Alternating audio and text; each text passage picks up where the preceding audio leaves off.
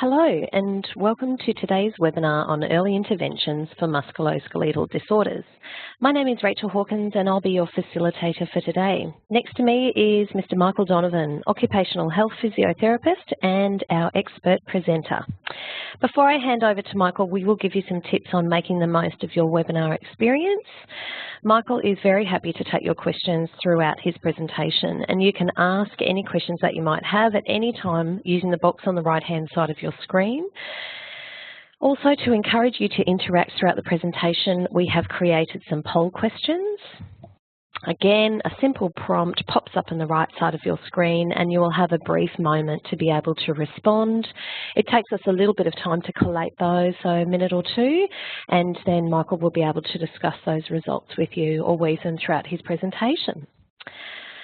Okay, there's the webinar help. And now on to introducing our expert presenter. As a result of feedback that we've received from rehab return to work coordinators and other webinar participants, including employers and allied health professionals, we've received requests to talk about the concepts of early intervention, and so we invited Michael to be our expert presenter for today. Michael was the recipient of a research grant from the Office of Fair and Safe Work Queensland and is currently exploring the concepts of early intervention in the manufacturing or meat processing industry. Michael brings a wealth of experience as an occupational physiotherapist with experience both in a clinical and workplace or environment setting. So welcome, Michael. Okay, thank you very much, Rachel, for that lovely introduction, and thank you for the invitation to present. Okay, and thank you very much for the guests taking your time out of your busy schedule to participate today. Today, I plan to discuss the benefits of early intervention for work-related musculoskeletal disorders and also provide some real-world examples. Just to point out early on here that the talk today will focus more so on those physical risk factors and those physical interventions. However, I ask you to be mindful of those psychosocial risk factors and also be mindful of how early intervention can be used to address these concerns. I'm happy to take questions throughout today's webinar, so just follow the prompts on the screen. Okay, so today's webinar will discuss the following. Firstly, we'll give you some background to musculoskeletal disorders and early intervention. Secondly, I'll be talking about the levels of prevention and intervention. Thirdly, I'll be discussing some of those key components of successful intervention with some examples. And finally, I'm happy to take some questions as well. So firstly, we'd like to start with a poll question. And this is a two-part poll question. Firstly, we'd like you to identify what are the most common types of physical injuries at your workplace. So there's a few options up on the screen, so please indicate which is the most relevant out of those 5. Secondly, do you currently have an early intervention strategy in place to manage these types of injuries at your workplace? And there's 2 options there for you to fill in as well. So I'll just give you some time to do that, and then I'll move forward shortly.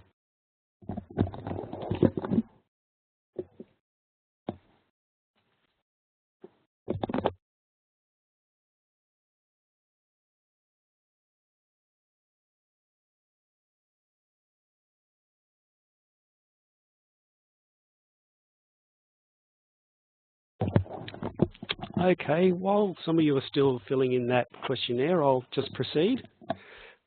Sorry, excuse me. Firstly, let's discuss what are musculoskeletal disorders. Well, while there's no one true definition, the common themes in the literature suggest that work-related musculoskeletal disorders, or WMSDs, which I'll mention throughout today, are broadly defined as conditions that affect the muscles, tendons, joints, ligaments, neural and skeletal tissues. However, most of us will know them by some common examples, and you can see some of those up on the screen now. Like I said today, I'll be focusing on those physical musculoskeletal conditions rather than the psychologicals, cuts, burns, etc. However, it is important to acknowledge that sometimes these conditions do not present upon their own, and that at times several conditions can be rolled into one, with one common overlap with WMSDs being the psychological. So getting in and acting early also helps address these risks as well. For further information on psychological injuries, I also ask you to refer to the wonderful presentations in March by Dr. Josie Sundin, as well as some good recent presentations on musculoskeletal injury by Tammy Roberts and Shane Stockhill from Workplace Health and Safety, Queensland. Now, we're just getting some results up from the first poll, and by the look of it, the most common ones are in the back. Okay, and it looks like a lot of you already have some strategies in place to implement some early intervention, which is really, really good to see that lots of proactive approaches going on out there, although there is some people that are indicating no, so hopefully this webinar will be of some help for you today. That's great. We're just going to move on to the next poll question, please. And this is just to give us an indication of what sort of industry you work in. So there's a few up on screen now. If you can just indicate the one industry that you primarily work in, and that way it'll just help us guide the talk today and also future webinars for you. We'll just give you some time to fill that in now.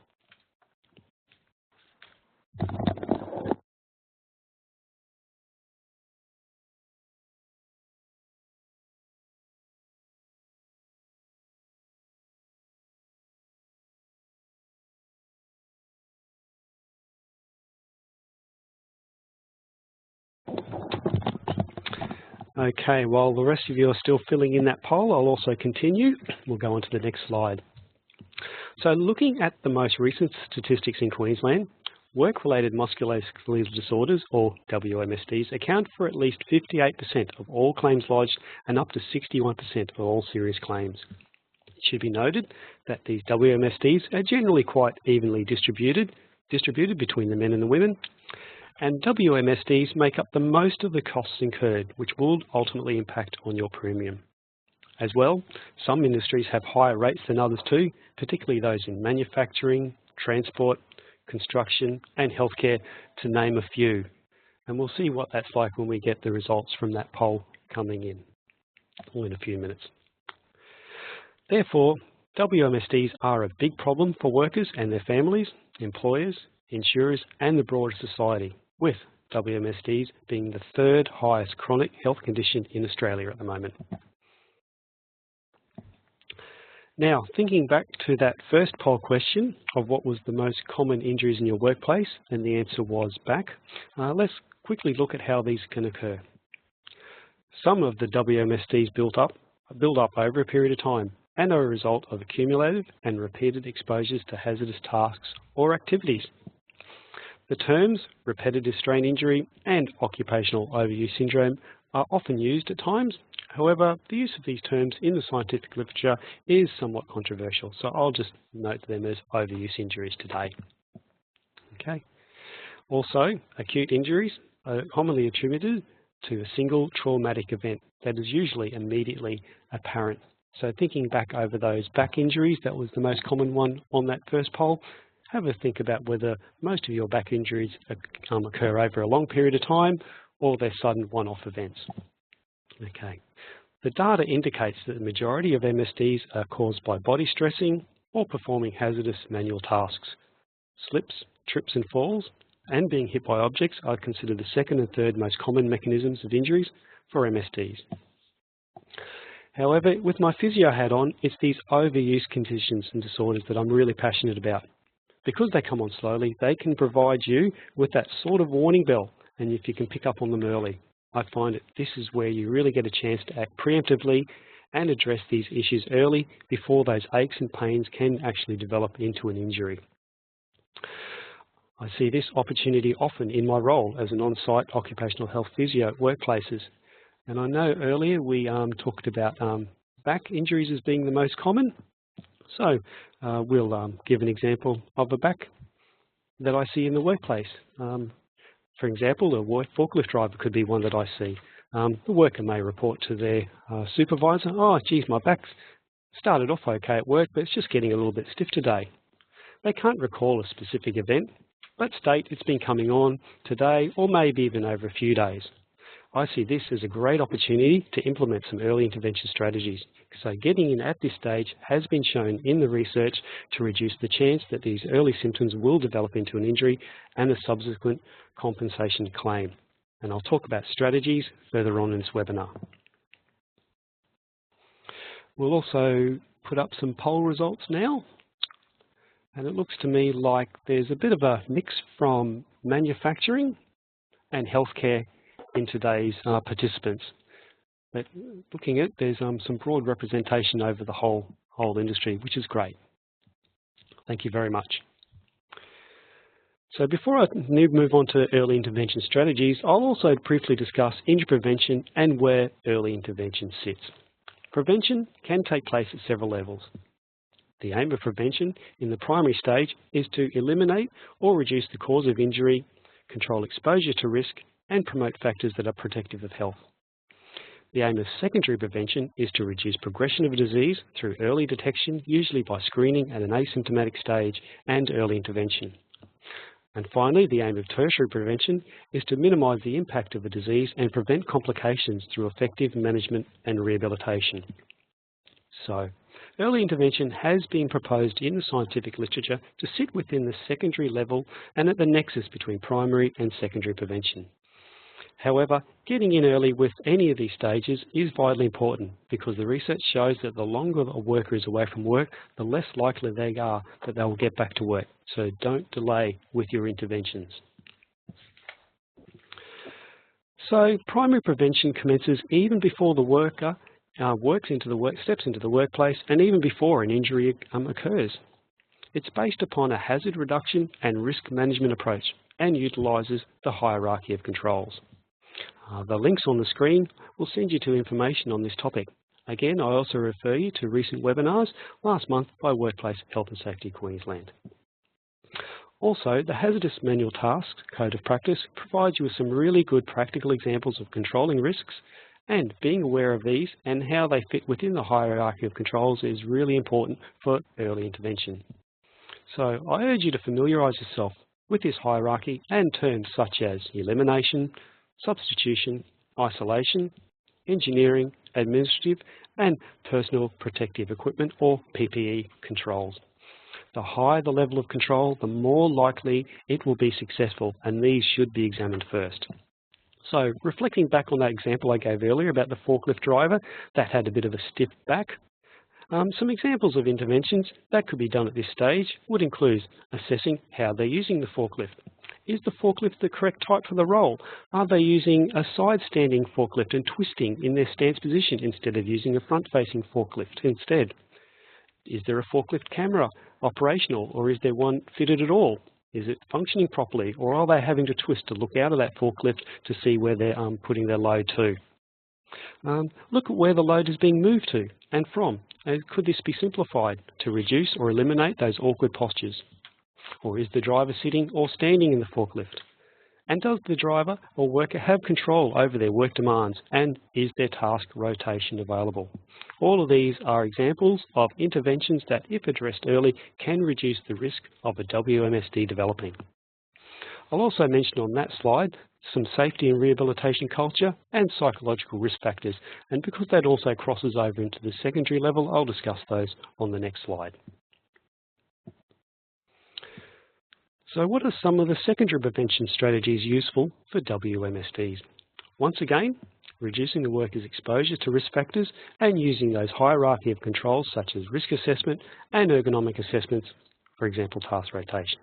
But at this stage though, it's likely that the worker is now also showing some physical signs. Therefore, appropriate medical management is often required at this stage, preferably involving someone who is familiar with you and your workplace and is proactive with regards to injury management. For example, keeping the worker at work where possible and safe. So I encourage you to develop really strong relationships with your local healthcare providers. Go and visit them, introduce yourselves, and even ask them to come out and visit you if possible, because the research shows that when a healthcare provider is disengaged with workplaces, this can result in poorer outcomes such as longer durations of work absence. And the research also shows that a coordinated multidisciplinary care improves return to work outcomes. Coordinated care and workplace intervention were covered last month by Dr. Veneria Johnston, so I also urge you to check that webinar out as well. So at this stage, and the primary stage too, it's also important to look at your workplace safety and disability management culture and not just focus on the physical. Workplaces that have high levels of commitment to safety and disability, particularly at higher levels of management, demonstrate better return to work outcomes and show better safety compliance. Be also aware of those psychosocial risk factors too. Workers that have higher levels of job control tend to have lower risk factors for WMSDs. Once again, I refer you to the previous webinars. In my personal experience, I've found that this stage is one of the most important things is communication through early reporting of the concerns by the worker to the employer and without penalty. This is very important. The sooner you know, the sooner you can act. The concept of early intervention was raised by Anita Johnston in her webinar in April. This was an excellent webinar, and in this, Anita covered many concepts that are successful in return to work. I advise you to seek out this webinar as well. It shows that workers with strong levels of support from the supervisors show better return to work outcomes. So going back to that forklift driver, for example, as well as those other risk management strategies mentioned, perhaps start by asking the worker, are they okay? What's wrong? Can it easily be addressed? You tend to find that the worker already has a good idea at a solution. Also, having a good triage process to diagnose whether there is an injury or not, or just some soft tissue tightness, can be helpful at this stage. This is where good health professionals can be of use. By providing an individual assessment, reassurance and the provision of early appropriate medical management, for example, keeping the worker at work where possible, these sort of strategies can be very useful at this stage. Finally, I urge you to keep good notes and records and have good triage recording and reporting systems in place because these may be necessary further on down the track if a compensable claim evolves.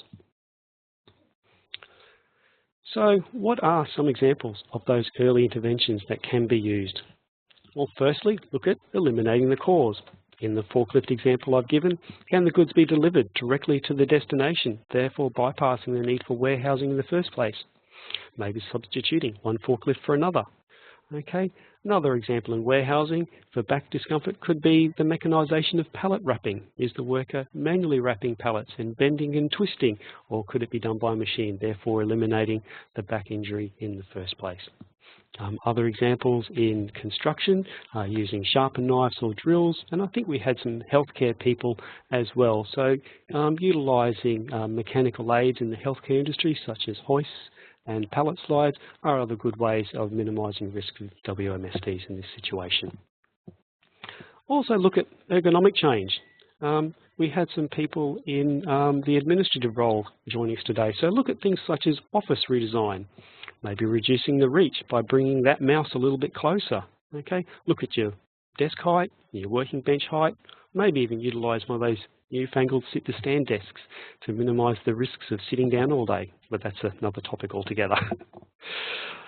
What about alternative duties?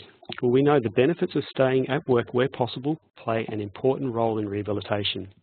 Aim to stay at work and do this by the provision of some alternative duties as long as they are safe and applicable.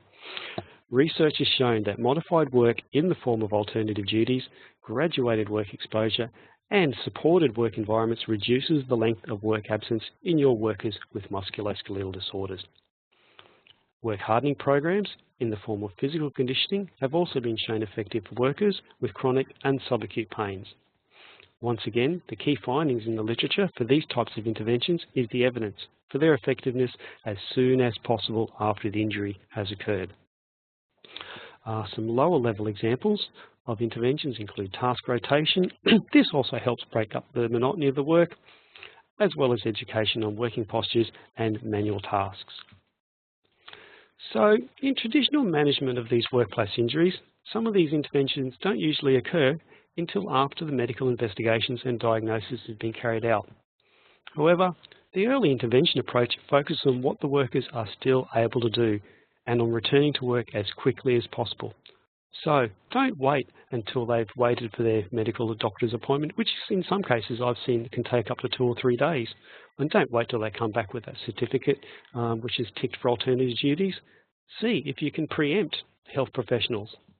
In our forklift driver, for example, upon first reporting of the stiffness and before an injury has occurred, perhaps implement some alternative duties for 24 hours and do this whilst you do those investigations of the risks and looking at some of the ergonomic factors, and then reassess the worker the next day. The worker, their stiff back may be better, and you may have found the cause. It might have been a broken camera, for example, and the worker was twisting in their forklift. So the worker's now reporting that they're feeling better the next 24 hours later, and you've already implemented a control option and fixed the cause in the first place. Therefore, the worker is back at work, they see a proactive safety and disability management culture, they feel valued in their job, and a possible injury and claim has been avoided. And all it's cost you is getting the camera fixed and a day on alternative duties. This is much cheaper than a compensation claim. Hi, Michael. We've just actually had a question with regards to those last points that you mentioned, in particular implementing some alternative duties for the 24 hours while you investigate the risks. How would you go about doing that if you're an employer or a supervisor? Do you start by having a chat with the worker? What would you suggest for an employer or return to work coordinator? Thank you very much, Rachel, for that question, and thank you for whoever proposed that. So at this stage, it's really important to ask the worker how they're feeling and how they're going. Keep accurate records of what you're doing, but also having a good idea of what the worker can and can't do at this stage. So, for example, in what we're talking about here, this worker with a stiff back, it may be their back involved, but there's nothing wrong with their neck and their shoulders. They've also, assuming they've gone off to see a health professional, so getting some advice from that health professional of what the worker can and can't do is really, really important at this stage. Okay. Sorry, I'm just going back to, is that it, Rachel? Yep. Okay. All right. So we'll move on to the next slide now. So what is early intervention and what does it look like? Well, early intervention is multidisciplinary. An important feature of early intervention is the consultation and consensus between the stakeholders, namely the employee, the workplace health and safety professionals, and to ensure appropriate, and the workplace itself, to ensure appropriate and timely risk management and work modifications. It requires engagement from multi-levels of management, otherwise it's doomed. The old take a dose of cement and harden up approach, which you still hear every now and then, is if that's used, then in the long run, the evidence shows that your claim rates, costs and durations will be greater than a collaborative approach that takes in all considerations. Early intervention needs worker engagement. My experience is that despite the myths and stories, most workers want to stay at work and they don't want to go off sick where possible. So do your best to keep them in that environment that aids recovery and doesn't demoralise or demonise them. There must be open and prompt communication between all stakeholders, including the health professionals. Here's a tip here, get the health provider to give you a response, whether it be a call or an email, so long as the worker gives their consent, of course. As a physio, I rarely come across a worker who does not want me to speak to their employer about what they can and can't do safely. Hang on, we're just getting another question coming in.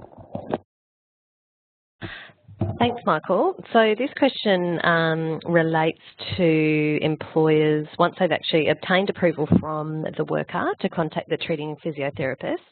How can they prepare for those discussions? So do they have to have any documents ready? Also, what are some of the questions that they should be asking? Thank you. Okay, well, speaking from my perspective as a physio, if a worker is coming to see me with a work-related concern, it's really, really good to, as a physio, as a health professional of any type, to have a good idea of what the worker is capable of doing. And even before that happens, even getting a phone call and knowing that the workplace is supportive and proactive, and they're really, really looking forward to keeping and trying to keep that worker at work where possible. So knowing that their work is going to go back into a supportive and caring environment is essential, and having an idea of what the worker can and does in the first place. So, for example, does their workplace involve lots of bending?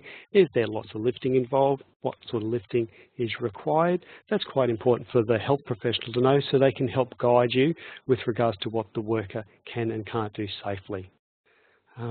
So sometimes a list of duties can be forwarded. A lot of workplaces already have a list of the functional and physical requirements of the job, or even just a simple job description can be of use. And also having a list of what some of the alternatives the workplace have available can be helpful at this stage. Okay.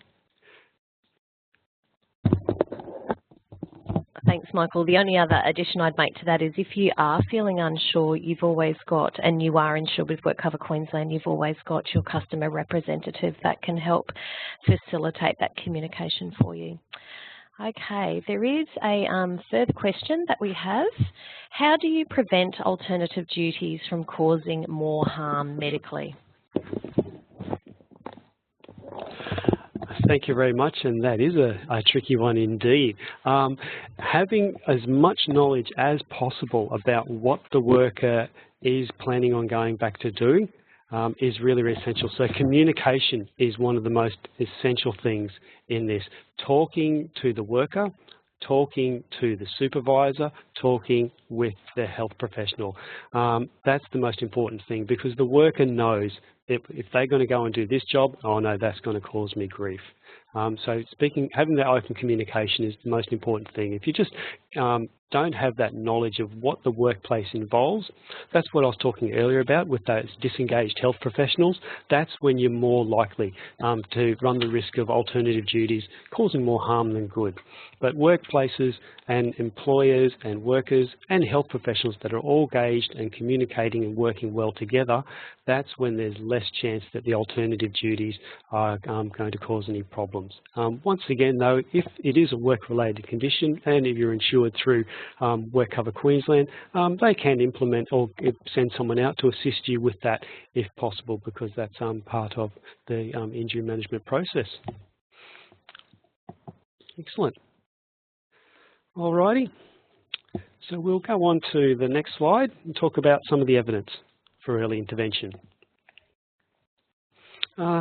Despite whichever stage of prevention the early intervention occurs in, the available evidence suggests that early intervention, including those with workplace involvement in the rehabilitation and coordinated care, can improve return to work outcomes, such as reducing the duration of sickness absence and also reducing productivity loss, which is a very big important thing for industry and business.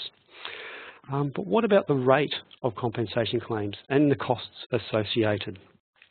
In one recent study that I've been involved in, we've examined the effects of an early intervention program in a high-risk industry, that being the meatworking industry.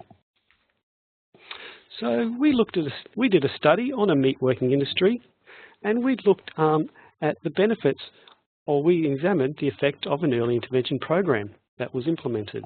This program consisted of workers immediately communicating and reporting any work-related musculoskeletal concerns without punishment to their reporter.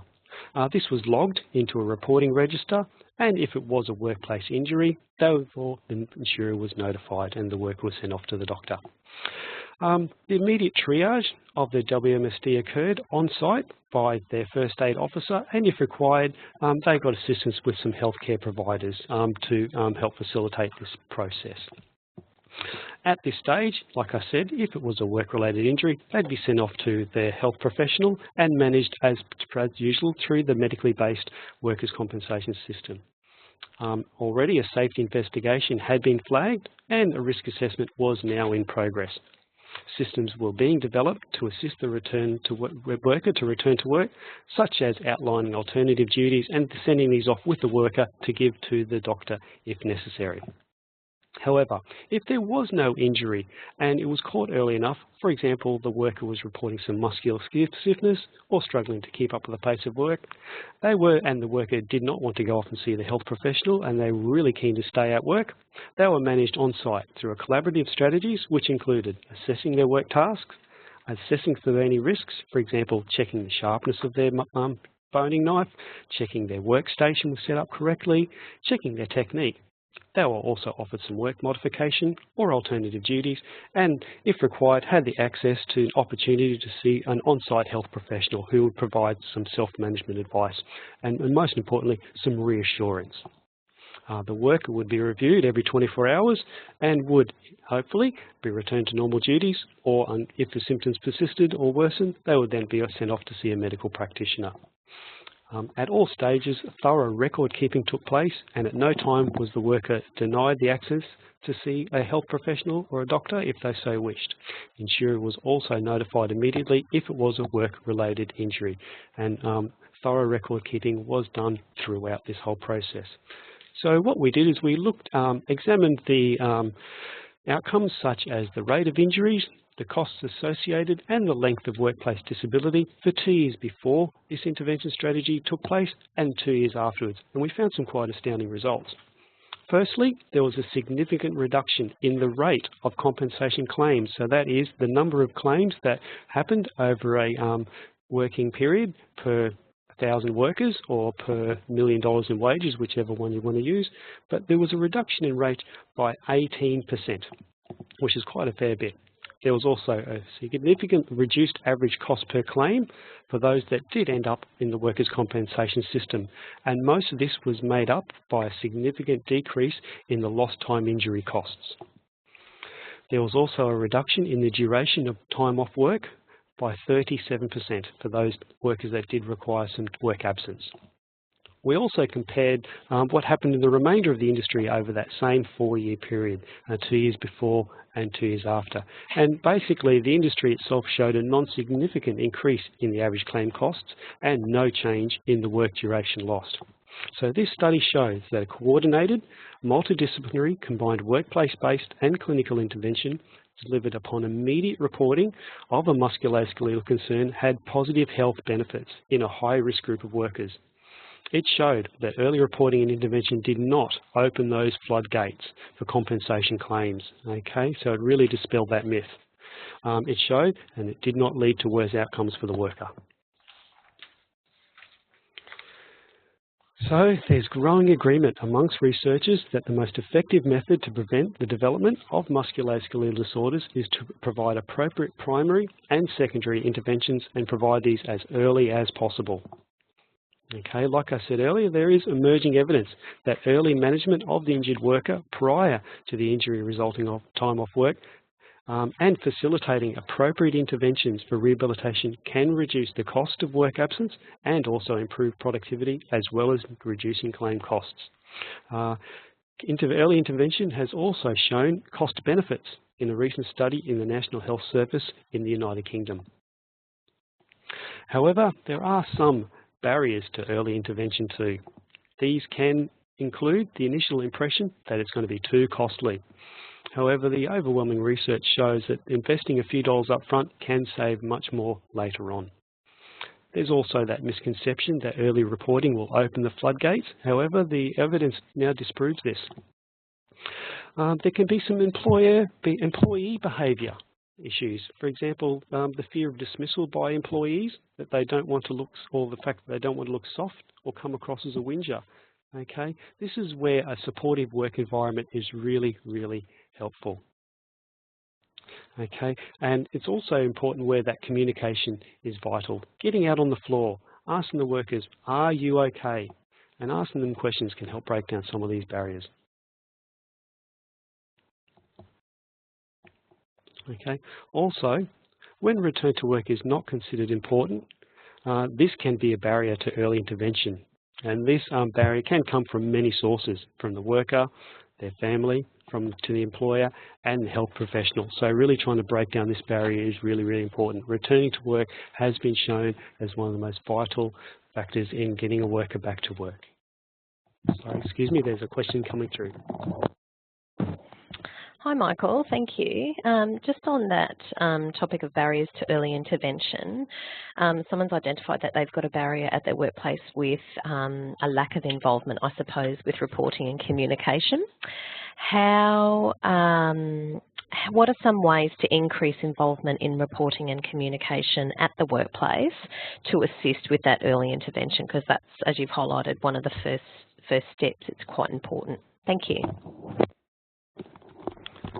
Thank you very much for that. So lack of reporting at the workplace can come from many factors. It can come from the management level, it can come from the supervisor level, and it can come from the worker level as well.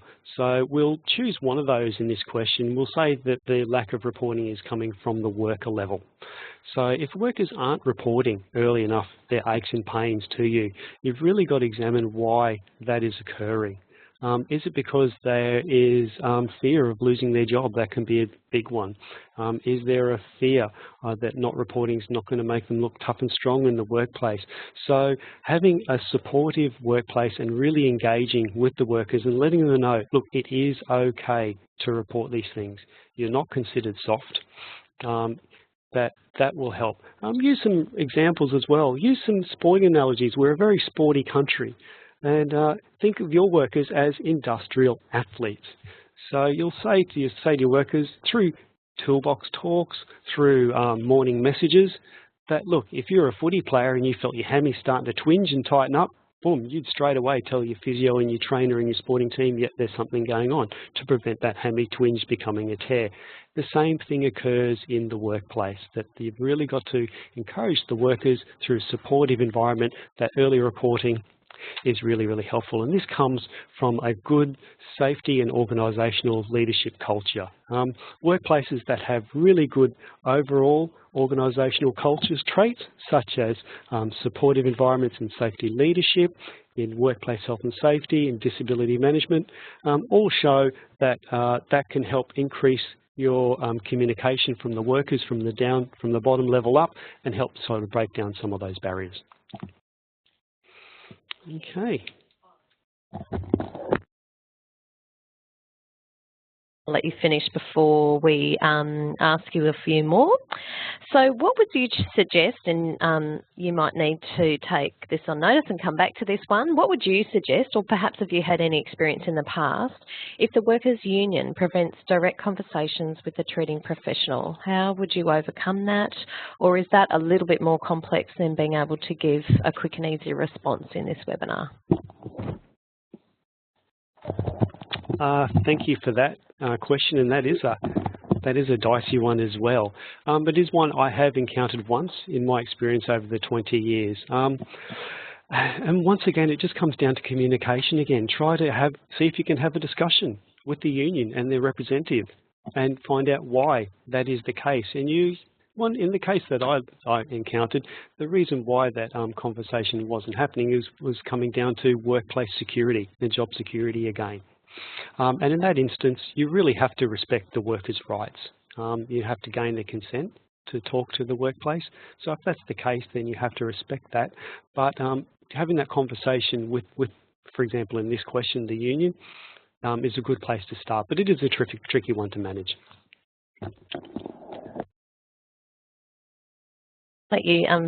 Okay, thanks so much, Michael. We'll let you finish your presentation, and then we might come back to some other questions if we have time. Thanks for that, Rachel. So really, we're just coming back to the summary now. So this slide, to summarise, some tips for early intervention. Encourage immediate reporting and have systems in place for reporting and recording. This is also really, really important in case you need to look back on your notes or these required later on if a claim is opened. Where possible, or if possible, implement a risk management approach and use those hierarchy of controls. Where possible, implement safe and sound alternative duties. Don't wait until there's an injury or until they come back with that medical certificate, okay? And if you've never seen any suitable duties plans or alternative duties, there is a lot of information on the WorkSafe Queensland website, and there is a link there up on your screen. Engage cooperative and collaborative health providers. If required, go with the worker to the health provider as long as consent is gained. Have a letter of introduction with your contact details on it. Okay. Have ready to give to the health provider a list of their normal tasks and a list of possible alternative tasks.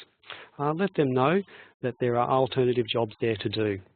I've been to many workplaces in the past where I've been told before attending, oh, there's no light duties here, mate. Everything's really, really hard. But with a little bit of investigation and a bit of communication, it's always possible to find something that the worker can do where they're felt valued and engaged in staying back in the workplace. One of the worst things to do is just to stick a worker in the corner and have them twiddle their thumbs all day. So keeping the worker feeling that they're engaged in the workplace and that they've got a place there is really, really important.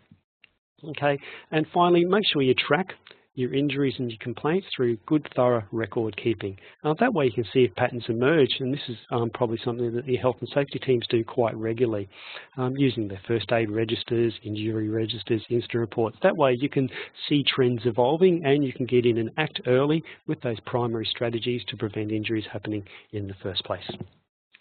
Okay, so finally, at the end of the slides here, there's some extra resources if you need to go to the Work Health and Safety website.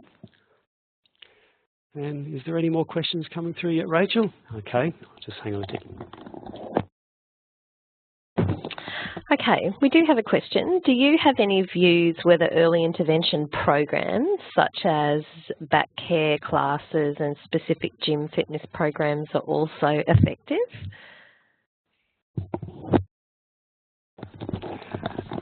Thank you very much for that, and I'm just wondering where that one question's come from too. So going back to that hierarchy of controls which I talked about earlier, those sort of programs such as work hardening programs, exercise classes, I think, or gym fit classes, they sit in the lower end of that hierarchy of controls. So the evidence for their benefit is not as strong as those high level hierarchy of controls where you're trying to eliminate the risk of the source in the first place. When you're trying to, and those kind of controls tend to be trying to change the worker rather than the workplace. And usually the symptoms that the worker's getting is more the effect of something that's happening in the workplace. So trying to treat the symptoms is not as effective as treating the cause. So although a lot of workplaces do have those back care classes and manual handling classes, and there is a place for them, they shouldn't be done exclusively at the expense of those higher level controls, such as eliminating the cause of the problem in the first place. Okay, we've got one more question. How can we encourage employees to use our health providers?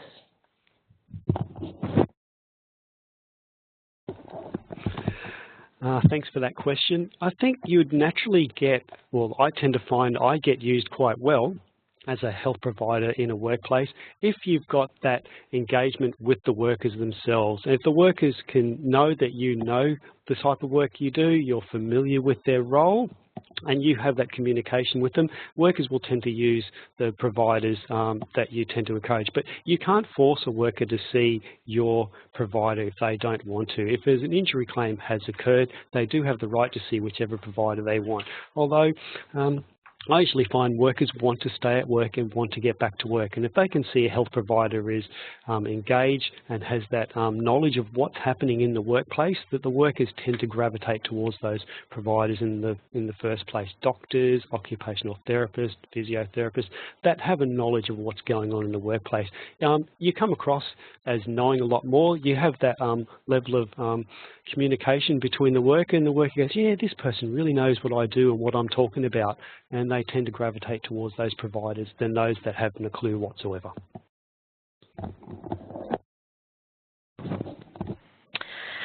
Okay, well, thank you for your informative presentation, Michael. This information that you've shared on the different concepts of early intervention and some of the myths that you've busted, especially about the costs and reporting, I think will be very valuable. The outcomes of your research also sound very exciting for the Queensland scheme, so we look forward to hearing more about those in the future, perhaps a future webinar. Thanks everybody for your questions today. It's been a great opportunity to interact with our speaker. As Michael mentioned, there are various resources, and he's made reference to a lot of the previous webinars that we've delivered. We've also got a lot of information available on the WorkSafe website, so please look at those. Michael's been kind enough to also provide us with a reference list, and we will ensure that a copy of that is available to you in PDF along with the transcript and copies of the slides. We've created a Return to Work Coordinator community so that you can receive regular communication and also current information from the Office of Fair and Safe Work Queensland, and you can join using the address on your screen. That way you can also subscribe to e-bulletins, and that's where you can be the first to hear about any future upcoming webinars as well. And we've got a couple coming up next month on ergonomics and also what kind of positive attributes can assist a supervisor to successfully return someone back to work. We recently launched the Safe Work and Return to Work Awards, and they will be held in October. These awards recognise and celebrate outstanding workplace health and safety as well as return to work achievements, and we all know that you do an exceptional job at that across the state. By entering, you can be acknowledged and raise your profile as a leader in both work health and safety, rehabilitation and return to work. There's prize money up for grabs, so I think it says win up to $2,000 prize money, and you can share solutions and network with other work health, safety and rehabilitation leaders, and I know Queenslanders love to network. Make sure you register to attend the Injury Prevention and Return to Work Conference in October. Already we've sold close to 100 tickets, so it will again prove to be Queensland's peak professional development event for work health, safety and workers' compensation in the state. And finally, we have some work health and wellbeing forums. Michael talked about the benefits of, I guess, leadership and a good wellbeing and health and wellbeing culture within the workplace. So make sure you log on to the link that's provided on your website, and there will be workshops held right across the state between June and September. Finally, I just wanted to let you know about an upcoming webinar. So what do supervisors need to do to ensure positive outcomes for injured workers? So this will be the second part of our series with Dr. Venerina Johnston. So her first webinar presented some of the evidence that supports what supervisors need, and this will actually give you some more of the specifics. So we hope you can join us for that as well. Thanks again for all of your support. Have a great afternoon, and we'll be in touch again next month. Goodbye.